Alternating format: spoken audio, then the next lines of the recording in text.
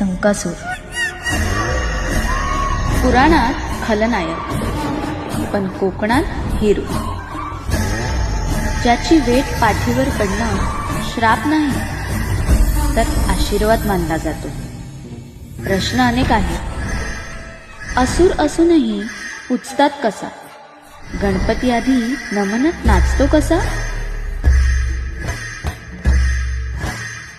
राक्षस असूनही रक्षक कसा?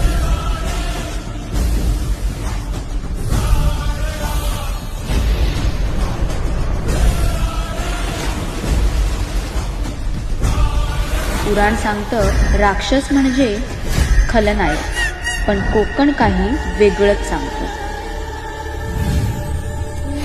आणि म्हणूनच